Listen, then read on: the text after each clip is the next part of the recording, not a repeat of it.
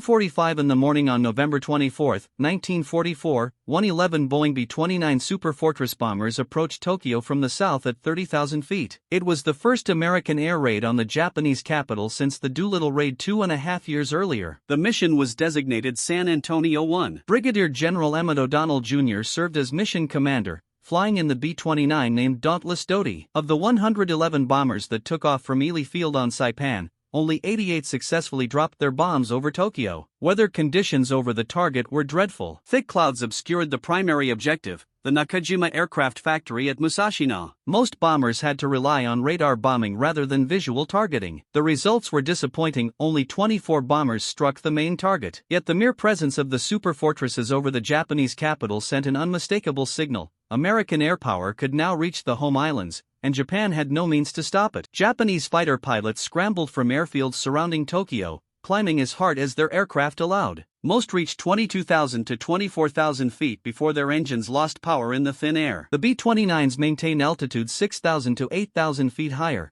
silver giants moving steadily, completely out of reach. Japanese pilots pushed their throttles to maximum, engines screaming, controls feeling unresponsive. Some fighters struggled at the edge of their performance envelope, barely able to maneuver. A few gunners attempted shots at extreme range, but their rounds fell short. The Americans had built a bomber that operated higher than most Japanese fighters could effectively reach, and conventional tactics offered no solution. The Boeing B-29 Superfortress was unlike any bomber the world had ever seen. It had a service ceiling of 33,600 feet and could cruise at 357 miles per hour at altitude. It carried 20,000 pounds of bombs over a combat radius of 1,600 miles. Most importantly, it operated at heights where Japanese aircraft struggled. The B-29 was the most expensive weapons program of World War II, costing $3 billion, more than the Manhattan Project. Boeing designed the bomber with pressurized crew compartments, allowing the crew to operate at high altitudes without oxygen masks in most sections. The plane featured remote-controlled gun turrets operated by an advanced fire control system. For 12.7 mm machine guns in the tail,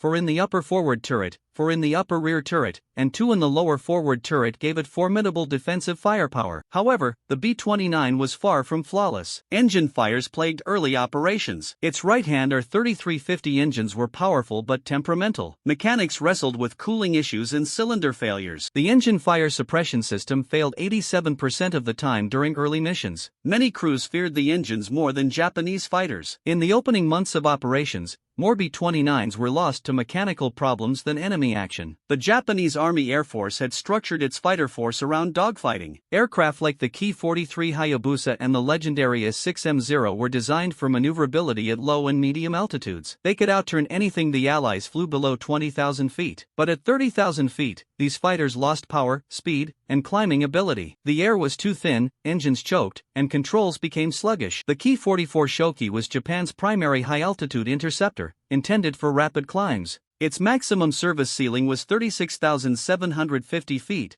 theoretically enough to reach B-29 altitudes. In practice, climbing to 30,000 feet consumed enormous time and fuel. At that height, thin air robbed the plane of speed and maneuverability. Guns jammed in extreme cold. Engines overheated at maximum power. Even when everything functioned, pilots faced formations of heavily armed bombers. The Ki-44 represented a significant shift in Japanese design philosophy. Where the Zero emphasized agility over speed, the Ki-44 prioritized climb rate and high-altitude performance. Powered by the Nakajima Ha-109 14-cylinder radial engine producing 1,519 horsepower, it could reach 16,000 feet in 5 minutes under ideal conditions, but sustaining climbs to 30,000 feet was another matter. Fuel consumption at full power limited time at high altitude to 10 to 15 minutes before descending became necessary. Armament varied. Most models carried 4 12.7 mm Ho-103 machine guns, while later versions mounted 20 mm Ho-301 cannons for B-29 attacks. These caseless cannons had low muzzle velocity, making them effective only at close range, but closing the distance was extremely difficult. Added weight further reduced high-altitude performance. The Ki-84 Hay-8 was Japan's newest and most advanced fighter, with a service ceiling of 34,450 feet and improved high-altitude performance. Powered by a Nakajima Ha-45 18-cylinder radial engine producing 2,000 horsepower,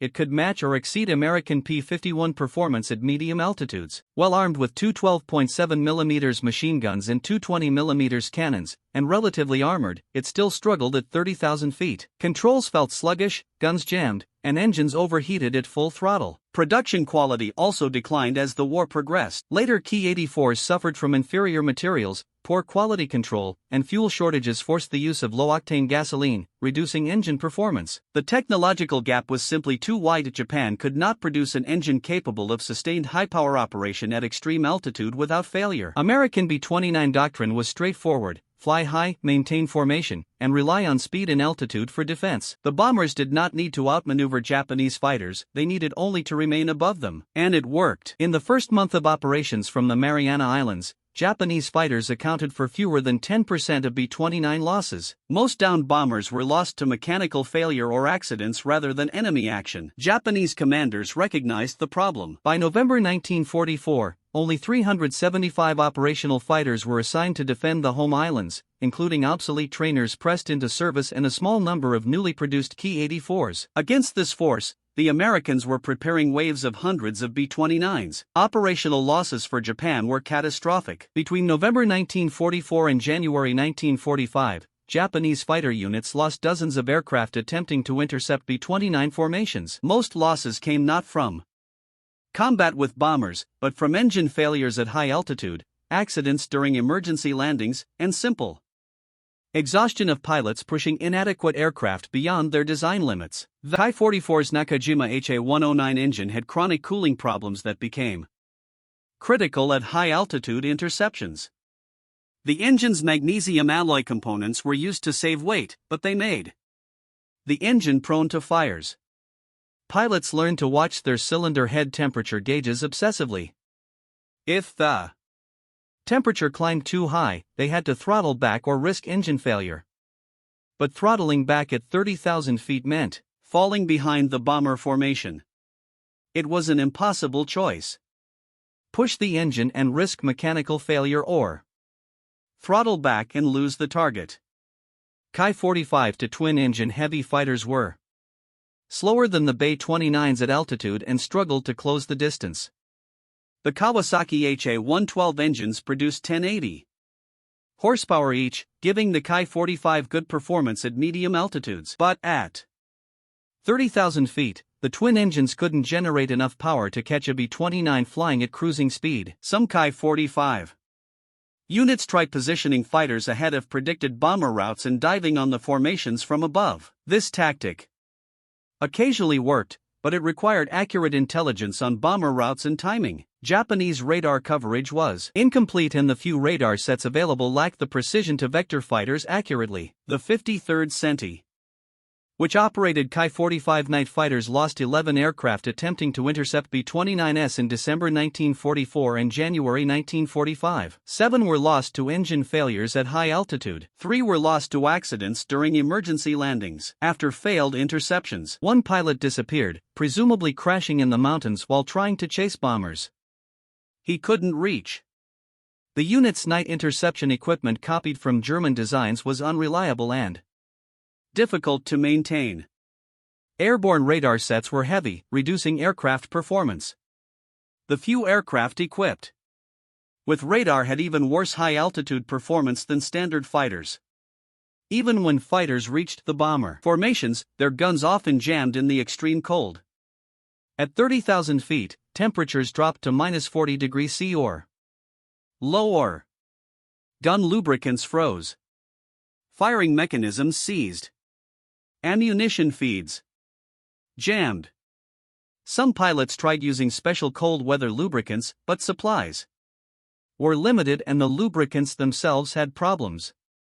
Too light and they evaporated. Too heavy and they thickened in the cold. Finding the right balance was nearly impossible. Pilots watched rounds fall short of their targets. Japanese fighters typically carried 20mm cannons and 12.7mm machine guns. The cannons had effective ranges of perhaps 400 to 600 m, but at 30,000 feet in thin air, ballistics changed. Rounds dropped more quickly due to lack of air resistance. Tracer patterns looked different. What worked at low altitude didn't work at high altitude. Pilots had to relearn everything about gunnery. Many never got the chance. They were shot down before they could gain the experience. By mid-February 1945, Japanese commanders were desperate. Standard intercept tactics weren't working. Fighters couldn't reach the B-29s reliably. When they did reach altitude, they couldn't fight effectively. The thin air robbed them of speed and maneuverability. Their guns froze or jammed. Their engines overheated or failed. And even when everything worked perfectly, they faced formations of heavily armed bombers with 12.7mm machine guns and remotely controlled turrets. The statistics were devastating. In January 1945, Japanese fighters attempted over 200 interceptions of B-29 formations. They achieved fewer than 40 successful attacks, meaning attacks where fighters actually got close enough to fire their guns. Of those 40 attacks, only 3 resulted in B-29s shot down. The ratio was unacceptable. Japan was losing pilots and aircraft at an unsustainable rate for almost no gain. But someone had already found a solution, though not through official channels. On August 20, 1944, during a raid on the Yawatata Steelworks, Sergeant Shiono of the 4th Sentai deliberately rammed his Ki-45 into a B-29 named Gertrude C. The impact destroyed both aircraft. Debris from the collision severely damaged a second B-29 Calamity Sioux, which also went down. Sergeant Nob and his gunner, Sergeant Denzo Takagi, were both killed. All crew members of both B-29s died. It was the first recorded ramming attack against B-29s. Word of Nob's action spread quickly through Japanese fighter units. On November 6 and 7, 1944, the 10th Air Division commander issued orders that changed Japanese air defense tactics. All fighter units defending the home islands were directed to form Shinten Sakutai or heaven-shaking air superiority units. These were specialized flights of 4 aircraft within each fighter unit specifically designated for ramming attacks against B-29s. The directive was specific about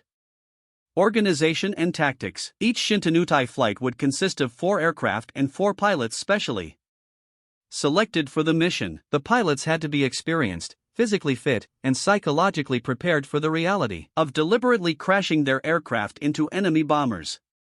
Aircraft were to be modified by removing unnecessary equipment to reduce weight and improve climb performance.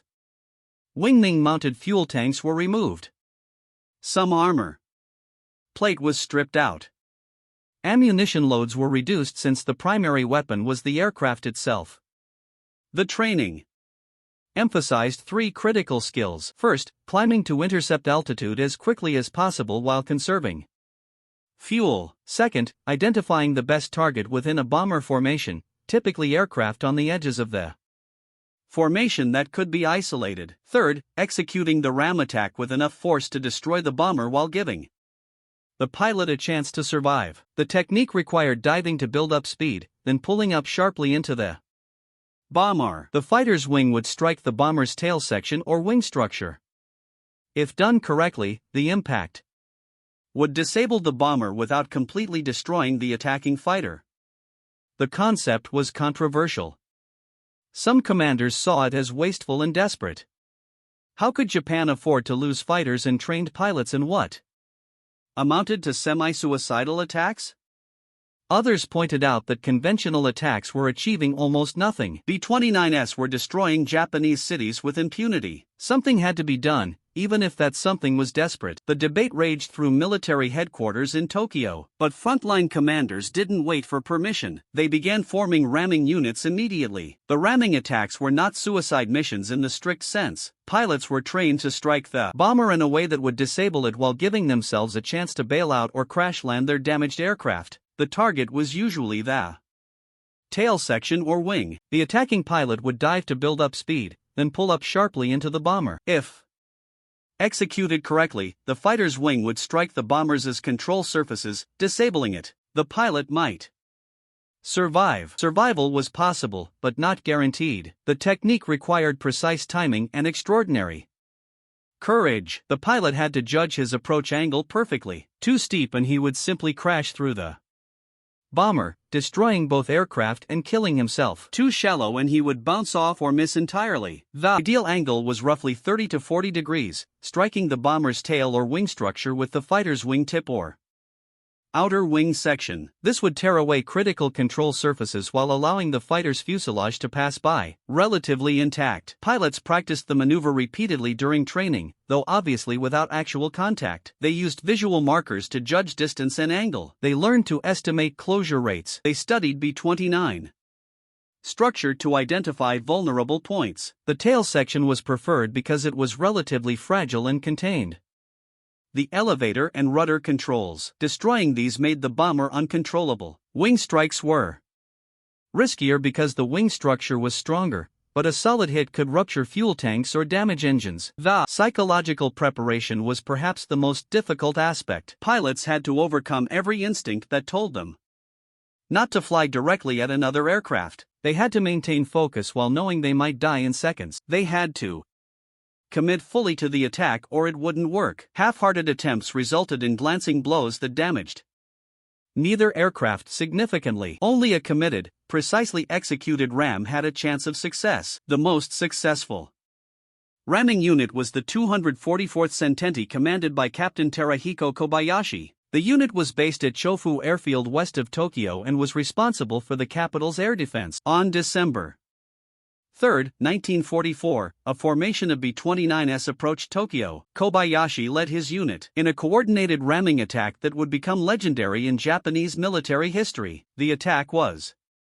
carefully planned and precisely executed. Kobayashi had positioned his fighters at staggered altitudes along the predicted bomber approach path. When the B-29s appeared, the fighters already had altitude in position. They didn't need to waste time in fuel climbing to intercept. Each pilot selected a target. At Kobayashi's command, they dove on the formation almost simultaneously. The first ramming occurred at approximately 10:30 in the morning. A Ki-61 from the 244th struck a B-29's tail section. The bomber's vertical stabilizer separated from the fuselage. The B-29 went into an uncontrollable spin. Within minutes, 5 more B-29s were struck by ramming attacks. The coordination was remarkable. The bombers had no time to react or take evasive action. They fell out of formation one after another. The 244th Senti claimed 6 B-29s destroyed. That day, all through ramming attacks. Miraculously, every Japanese pilot survived. Some bailed out, some landed their damaged fighters. All were recovered. It was an unprecedented success, and it proved that ramming tactics could work if properly organized and executed. Kobayashi himself scored 3 B-29 kills during the war using ramming tactics. He received the Bukusho, the second class of the Order of the Golden Kite, for his actions. It was Japan's highest military honor that could be awarded to living soldiers. Kobayashi was 24 years old, making him the youngest Senti commander in the Japanese Army Air Force. He was born in 1920 and had graduated from the Imperial Japanese Army Academy in the 53rd class in 1940. His rapid promotion reflected both his exceptional flying skills and his leadership abilities. Kobayashi understood that the altitude problem made conventional interceptions nearly futile. He trained his pilots in ramming tactics not out of fanaticism, but out of cold tactical calculation. It was the only method that gave Japanese fighters a reasonable chance of destroying B-29s. The December 3rd attack was carefully planned. Kobayashi positioned his units fighters at different altitudes along the predicted bomber approach path. When the B-29s appeared, the fighters already had altitude and didn't need to waste time in fuel climbing. They dove on the formation from above, building up speed. Each pilot selected a target and executed the ramming attack almost simultaneously. The coordination was remarkable. The bombers had no time to react. 6 B-29s fell out of formation in the space of minutes. Every pilot in Kobayashi's unit survived that mission. They had practiced the technique repeatedly. They knew exactly where to strike the bombers and how to pull away at the last moment. Some pilots hit the tail section and then kicked their rudder hard to slide their aircraft past rather than plowing straight through. Others struck wings at precisely calculated angles that destroyed the bomber structure while deflecting the fighter away. It was extraordinarily dangerous, but it worked. The pilots parachuted or landed their damaged fighters, and were recovered. Kobayashi received the Bukusho, the second class of the Order of the Golden Kite, for his actions. It was Japan's highest military honor that could be awarded to living soldiers. The decoration recognized not just his personal bravery, but his innovation in developing tactics that actually worked. Against the B-29s, he continued leading the 244th Sentai through the rest of the war, shooting down a total of 5 confirmed aircraft, including 3 B-29s and 2 F-6F Hellcats. After the war, Kobayashi joined the Japan Air Self-Defense Force when it was established in 1954. He became a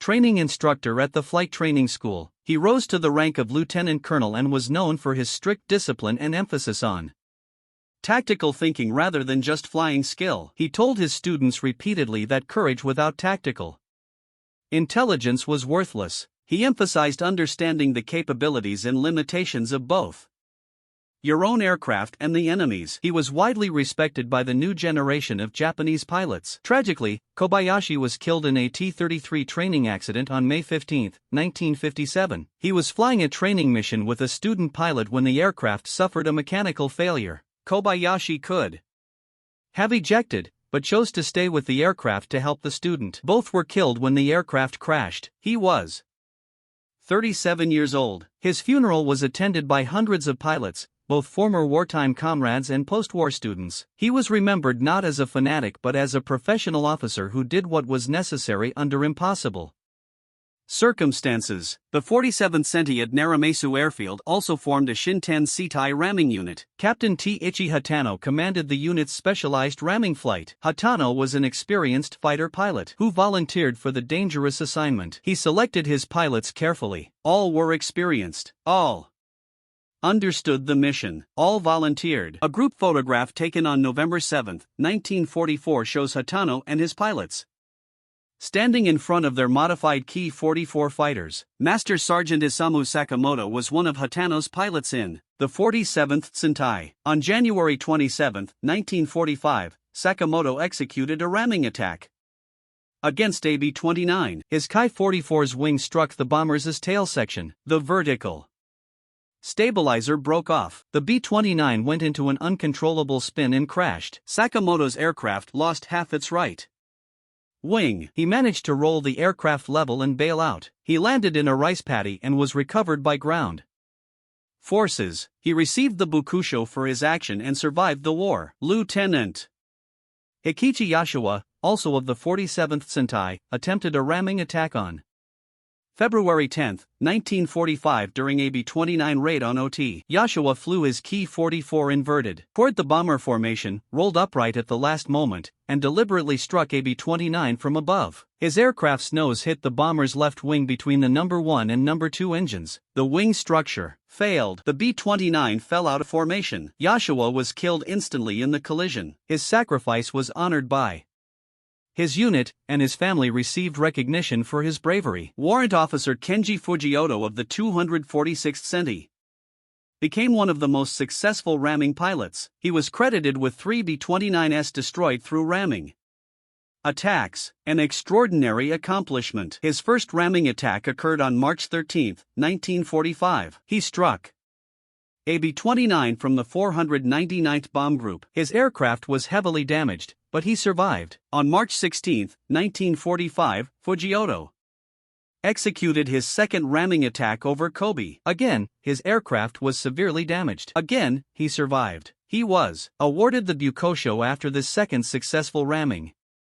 Fujimoto continued flying combat missions through the end of the war. Tragically, he was killed on August 14, 1945, the last day of the war, when his Ki-84 was shot down by Captain Douglas V. Curry's P-47N. He was one of the last Japanese pilots to die in combat. Captain Makoto Ogawa of the 70th Sentai took a different approach entirely. Ogawa was born in February 1917 in Shizuoka Prefecture. He enlisted in the army at age 18 and was assigned to the 7th Air Regiment based at Hamamatsu Airfield in his home prefecture. He enrolled in the Kumagaya Army Flying School and graduated in August 1938 as a member of the 72nd class of students. He was assigned to the 70th Sentai in late 1941 and flew operations in Manchuria against Soviet and Chinese forces before being transferred to Kaswa Airfield near Tokyo in November 1944 for B-29 defense. Ogawa specialized in night interceptions using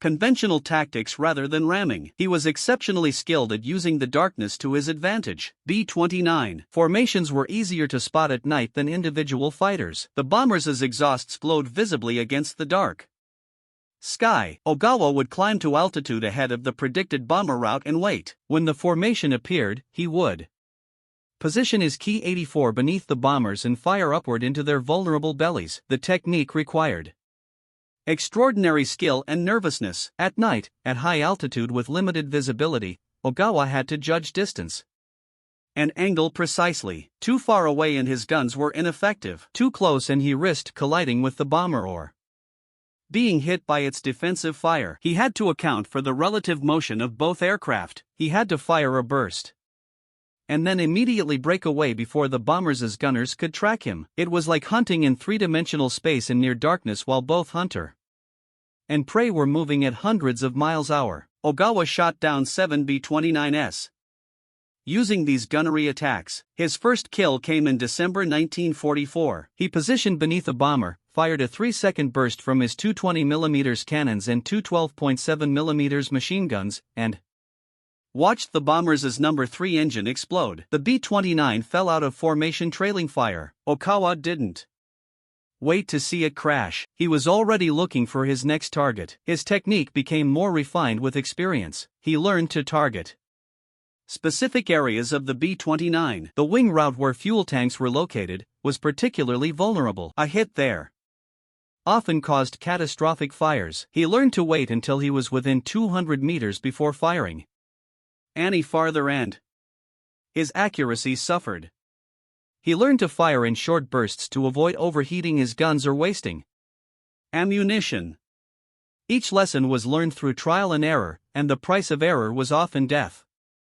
When his ammunition ran out on several occasions, Ogawa attempted ramming attacks, though none were successful.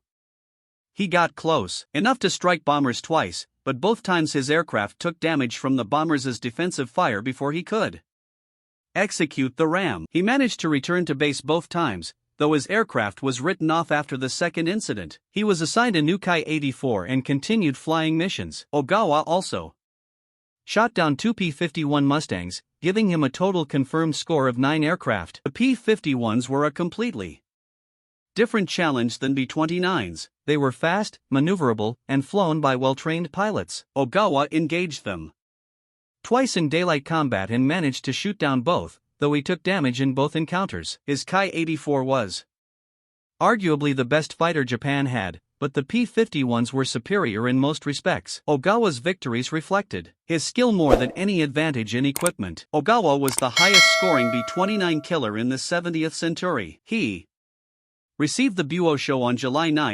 1945, just a month before the war ended. He survived the war and returned to Shizuoka Prefer. He never flew again. He refused all interviews about his combat experiences for decades. When he finally spoke about the war in the 1980s, he expressed no pride in his record. He said he was simply doing his duty. He said the ramming tactics were born of desperation and that the war was already lost by the time the B-29s arrived. He worked as a businessman in Tokyo and died in the early 2000s. The Americans noticed the change in tactics immediately. B-29 crews began reporting fighters deliberately ramming their aircraft. The first reports were met with skepticism. American intelligence officers thought the Japanese pilots were accidentally colliding with bombers during aggressive attacks. But as more incidents occurred, it became clear the attacks were deliberate and systematically organized. B-29 crews reported seeing Japanese fighters dive away from formations, build up speed, then pull up sharply to strike bombers from below or from the side. The attacks targeted tail sections and wing structures. When successful, the bomber would lose control and fall out of formation. Sometimes the attacking pilot survived. Often he didn't, but the pattern was unmistakable. These were not accidents. They were coordinated tactical attacks. The ramming attacks created psychological pressure on American bomber crews. Pilots and crew members knew that Japanese fighters were willing to deliberately crash into them. The knowledge that an enemy pilot might sacrifice his own life to destroy your aircraft was unsettling. Some crews requested transfers to other units. Others pushed through and continued flying missions. The fear was real. The threat was real. And there was no defense except flying higher and faster, which the B-29s were already doing. But the ramming tactics came at a tremendous cost to Japan. The 244th Sentai success on December 3, 1944 was exceptional. Most ramming attacks were less successful. Pilots missed their targets. Bombers sustained damage but stayed airborne. Attacking fighters crashed without striking their intended victim. The survival rate varied greatly depending on how and where the fighters struck the bomber. Between November 1944 and June 1945, Japanese fighter units conducted ramming attacks throughout the home island's air defense campaign. While exact numbers are difficult to verify, estimates suggest approximately 130 ramming attempts were made. Of these, roughly 37 resulted in B-29s destroyed or seriously damaged. But the cost was severe. Japan lost fighters and trained pilots at a rate it couldn't sustain. The mathematics were brutal. Even successful ramming attacks often cost Japan more than they gained. A single B-29 might be destroyed, but the fighter was lost and the pilot killed or seriously injured. American factories were producing hundreds of B-29s. Japanese factories were struggling to build 50 fighters per month. The exchange rate was unsustainable. Japan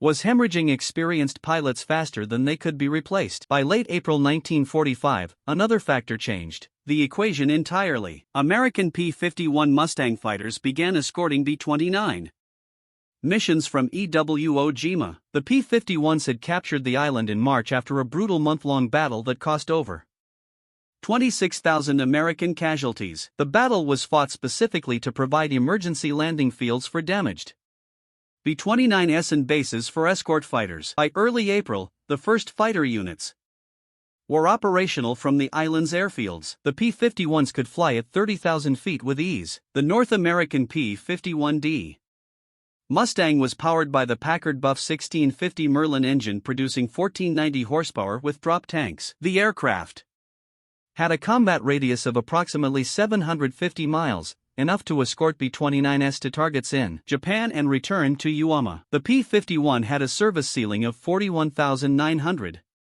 ft, giving it a substantial altitude advantage over Japanese fighters. It could fly faster, climb faster, and fight more effectively at high altitude than anything Japan could field. More importantly, the P-51s could hunt down Japanese fighters before they reached the bomber formations. Japanese ramming attacks required careful positioning. Pilots had to climb to altitude, position themselves relative to the bomber formation, dive to build up speed, and then execute the ramming attack. This entire process took time and left the fighters vulnerable. The P-51s disrupted the process at every stage. Japanese pilots found themselves fighting for their lives against American escort fighters before they could even attempt to attack the bombers. American fighter pilots quickly learned Japanese tactics and they recognized when Japanese fighters were positioning for ramming attacks. They intercepted them during the climb or during the positioning phase. The P-51s had superior speed and altitude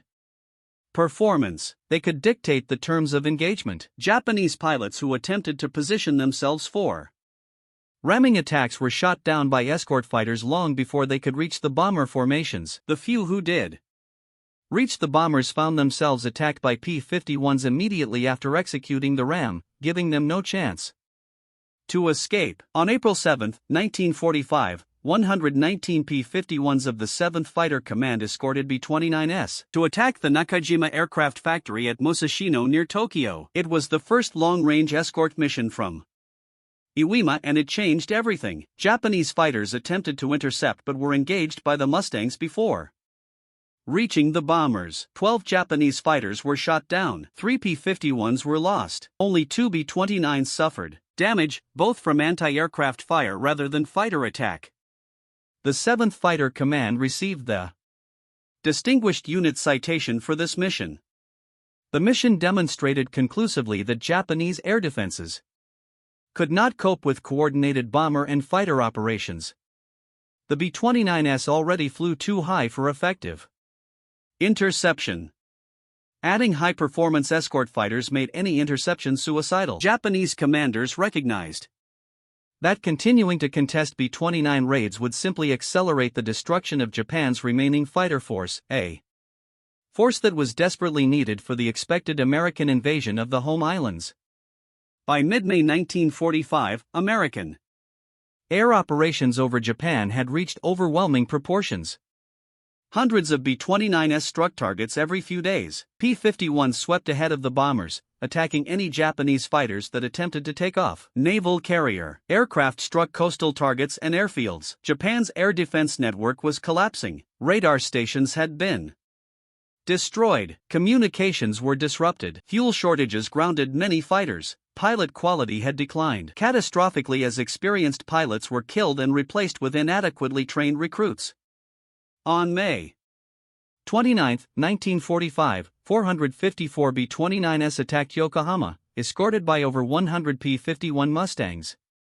It was one of the largest coordinated missions of the war. Japanese fighters attempted to intercept. They were met by the Mustangs. 26 Japanese fighters were shot down in the resulting air battle. Most were destroyed before they could reach the bomber formation.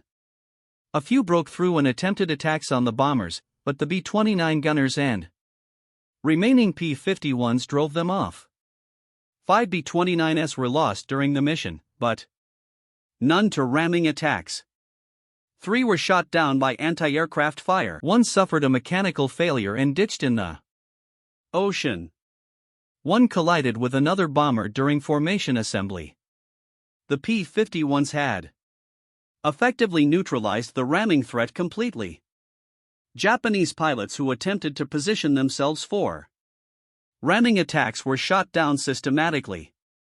The survival rate for Japanese fighter pilots dropped to nearly zero. It wasn't just that they couldn't destroy B-29s anymore, they couldn't even attempt attacks without being killed themselves. After the May 29 mission, Japanese commanders made a difficult decision. Fighter units would no longer attempt to intercept B-29 formations, except under the most favorable conditions. The losses were too high, the results were too limited. Japan's remaining fighters would be held in reserve for the expected American invasion of the home islands. It was an admission of complete defeat in the air war. The sky's over. Japan belonged to the Americans now. B-29s could strike any target at will. There was no defense. There was no hope of defense. On June 15, 1945, 444 B-29s attacked Osaka.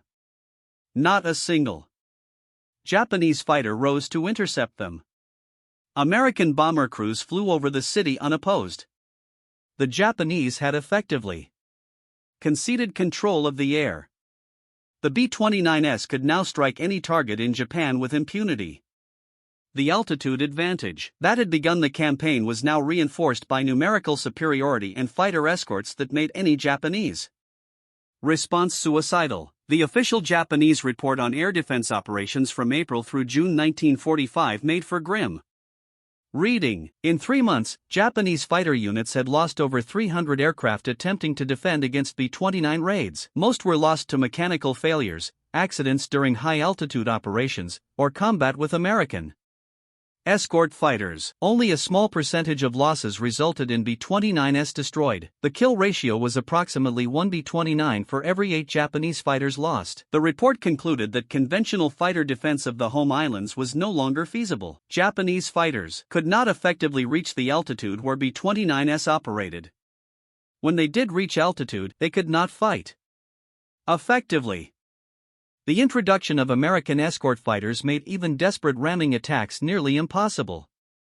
The recommendation was to preserve remaining fighters for ground attack missions during the expected invasion of the home islands. From the beginning of B-29 operations on November 24, 1944 to the end of the war on August 15, 1945, the 20th Air Force operating from the Mariana Islands lost 447 B-29s and 824 crews. Of these losses, 343 aircraft, or 1.2% of those airborne, were lost to enemy action. Japanese fighters accounted for 13% of all battle damage to B-29s. 76% of battle damage was from anti-aircraft fire. The remaining damage was from various causes, including weather and mechanical failures. In the same period, Japanese fighter units defending the home islands lost approximately 1,200 aircraft and over 800 pilots. The majority of these losses occurred during attempts to intercept high-altitude B-29 formations. The exchange ratio heavily favored the Americans. For every B-29 shot down by Japanese fighters, Japan lost multiple fighters and irreplaceable experienced pilots. The B-29's altitude capability wasn't a secret weapon. Japanese intelligence knew the specifications. Japanese engineers understood the problem.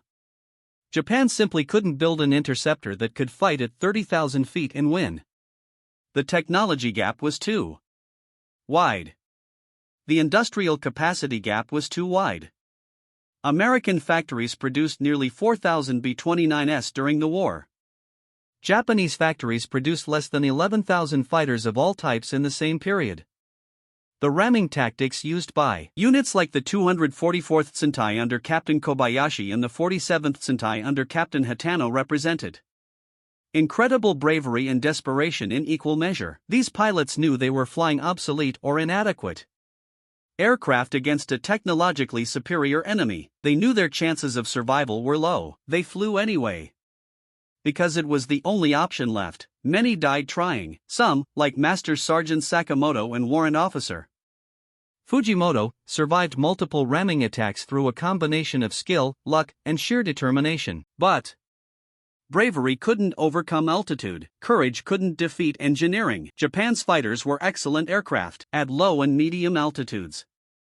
The Ki-44 could climb quickly. The Ki-84 was fast and well-armed. The Zero was legendary for its maneuverability. None of that mattered at 30,000 feet at that altitude. Japanese fighters lost power, lost speed, and lost effectiveness, and the Bi-29s stayed at 30,000 feet. Captain Makoto Ogawa survived the war and spoke about his experiences in later years. He said the B-29 was the most formidable aircraft he ever faced, not because of its weapons, but because Japanese fighters simply couldn't reach it reliably. He said the ramming tactics were born of desperation, not strategy. He felt no pride in his combat record. He said sending pilots to deliberately crash their aircraft was a sign of how badly Japan was losing the war. Captain Terahiko Kobayashi survived the war and joined the Japan Air Self-Defense Force. He became a training instructor and rose to the rank of lieutenant colonel. He trained a generation of post-war Japanese pilots, emphasizing technical skill and tactical discipline. He told his students about the ramming attacks, not as acts of heroism, but as examples of what happens when pilots are forced to compensate for inadequate equipment with personal courage. He was killed in a T-33 training accident on May 15, 1957. He was 37 years old. Warrant Officer Kenji Fujioto never had the chance to reflect on his experiences. He died on August 14, 1945, the last day of the war. He had survived 3 ramming attacks against B-29s. He had received the Buka Show for his bravery. He had fulfilled every duty his nation demanded of him. In the end, he was shot down by an American fighter pilot during the final hours of the war. His sacrifice, like that of so many Japanese aviators, was ultimately futile. The war was already lost. The B-29s had already shattered Japan's capacity to continue fighting. The Superfortress possessed one decisive advantage that no degree of Japanese skill or bravery could overcome. It flew higher than Japanese fighters could reliably reach. Despite the aircraft's own shortcomings, engine fires, mechanical breakdowns, and design flaws, the altitude advantage proved decisive. Japanese fighters could theoretically climb to those heights, but they could not fight effectively once there. Thin air, extreme cold, excessive fuel consumption, and engine strain combined to make high-altitude interception nearly impossible. That single advantage determined the outcome. By mid-1945, Japan's cities were engulfed in flames. Industrial output had collapsed. Food shortages were spreading. The submarine blockade and the sustained B-29 bombing campaign had strangled the Japanese economy. When atomic bombs were dropped on Hiroshima and Nagasaki in August 1945, they were delivered by B-29s. Yet the atomic attacks were only the final blow. The conventional bombing campaign had already destroyed Japan's ability to continue the war. The B-29's altitude superiority made effective fighter defense of the home islands impossible. Japanese commanders understood this by March 1945. But they had no alternative. Ramming attacks represented a final, desperate attempt to inflict damage on an enemy that was methodically destroying Japanese cities from heights Japanese fighters could not consistently reach. The decision to cease contesting B-29 raids in June 1945 was an acknowledgement of total defeat in the air war. The lesson of the B-29 campaign is stark and unforgiving. In modern warfare, technological advantage outweighs courage. Japanese pilots were among the most skilled and dedicated aviators in history. Men such as Captain Kobayashi, Captain Ogawa, Master Sergeant Sakamoto, and Warrant Officer Fujimoto demonstrated remarkable bravery. But skill and devotion could not overcome the fundamental limitations of their aircraft. The B-29s flew too high. Japanese fighters could not reach them effectively. Everything else followed from that single reality. If you found this story as compelling as we did, please take a moment to like this video. It helps us share more forgotten stories from the Second World War. Subscribe to stay connected with these untold histories. Each one matters. Each one deserves to be remembered. And we would love to hear from you. Leave a comment below telling us where you're watching from. Our community stretches from Texas to Tasmania. From veterans to history enthusiasts, you are part of something special here. Thank you for watching, and thank you for keeping these stories alive.